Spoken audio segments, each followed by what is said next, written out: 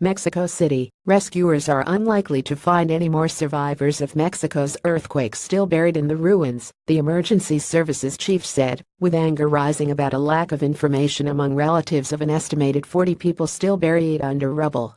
Tuesday marks 1 week since the 7.1 magnitude quake struck at lunchtime, killing 331 people, damaging 11,000 homes and leading to an outpouring of civilian volunteers to aid victims and grieving relatives.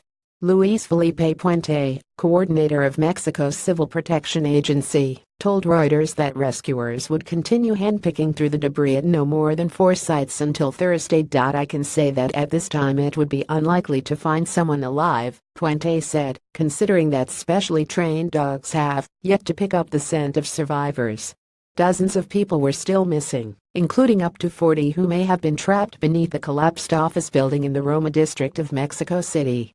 One person was believed missing at each of 3 other sites in the capital. Mexico has been hit by 2 major earthquakes this month, and the seismic activity continued on Tuesday with the Popocatépetl volcano to the south of Mexico City sending a 2 kilometers (1.2-mile) plume of smoke and ash into sky, its third big exhalation in recent days. The series of disasters has quickly turned political, with parties offering to donate their public funding to disaster relief and officials eager to shake off any blame for buildings that collapsed.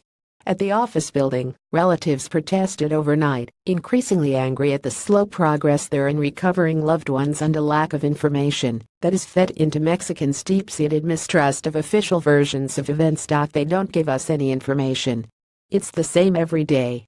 Every day they tell us to wait and wait. They have pulled out lots of bodies, but they don't tell us where they take them, where they are, said Jovita Villegas, 62, whose niece, an accountant, is believed to have been on the 4th floor when the 6-story office block collapsed. All we want is the truth. At a building containing a textile factory and other workshops in the center of the capital, a spontaneous memorial of flowers, handwritten notes and graffiti also reflected mistrust of authorities. The life of a seamstress is worth more than your machines. Justice read a message painted on the broken-down wall at the site, where the rubble of the building was removed within days, angering relatives who want an investigation of what happened.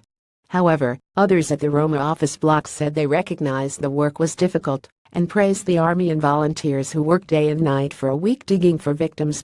There will be a result, and we will accept it, said Victor Jalalpa, 57, whose brother-in-law was trapped in the rubble. The week began with signs that Mexico was resuming its routine as the streets filled with traffic and more than 44,000 schools in 6 states reopened.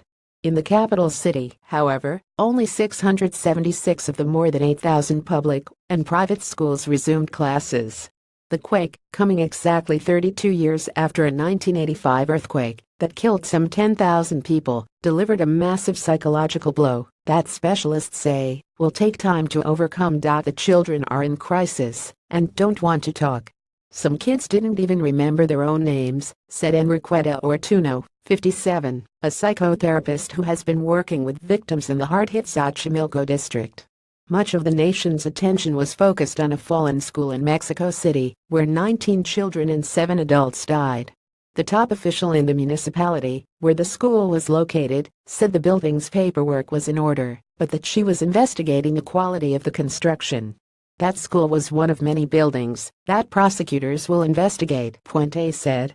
Roughly 10% of damaged buildings were constructed after strict building codes were enacted in the wake of the 1985 earthquake. In Mexico City, at least 187 people died in 38 buildings that collapsed.